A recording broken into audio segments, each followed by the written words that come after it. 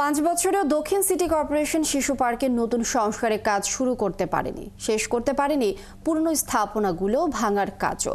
সব মিলে শিশু পার্কের মাত্র 12% কাজ হলেও প্রকল্পের মেয়াদ 2026 সালের জুন মাসের মধ্যে শিশু পার্কের সম্পূর্ণ কাজ শেষ হবে বলে আশা করছে দক্ষিণ সিটি কর্পোরেশন।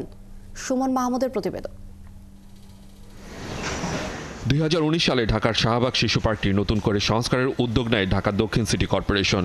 তারপর পার হয়েছে 5 বছর, কিন্তু এখন পর্যন্ত কাজ শুরু করতে পারেনি সংস্থাটি। শিশু পার্কের ভেতরে মুক্তিযুদ্ধ বিষয়ক মন্ত্রণালয়ের প্রকল্পের সময়সীমা বৃদ্ধি এবং বাজেটজনিত জটিলতায় পার্কের কাজ এখনও শুরু করা সম্ভব হয়নি। তবে সোহরাওয়ার্দী উদ্যানে স্বাধীনতা স্তম্ভ নির্মাণের প্রকল্পের আওতায় আন্ডারগ্রাউন্ড গাড়ি পার্কিংয়ের কাজ চলমান। সোহরাওয়ার্দী উদ্যানের মাস্টার প্ল্যানের সাথে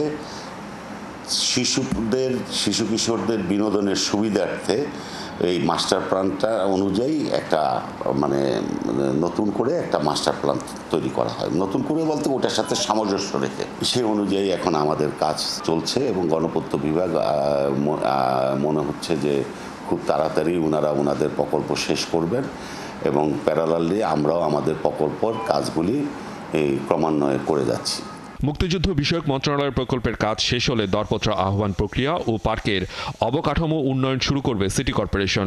শিশু পার্ক ঘুরে দেখা যায় পার্কটি বিধ্বস্ত অবস্থায় পড়ে আছে।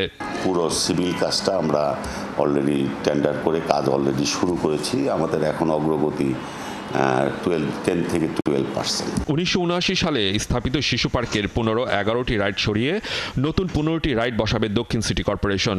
599 জন দর্শনার্থী শিশু কিশোর যেন বিনোদন করতে পারেন, যেমন একটা মেশিনে 40 জন 24 জন ক্যাপাসিটি প্লাস 36%, এরকম একটা ক্যাপাসিটির ভিতরেই আমরা মেশিনগুলি চুজ করি।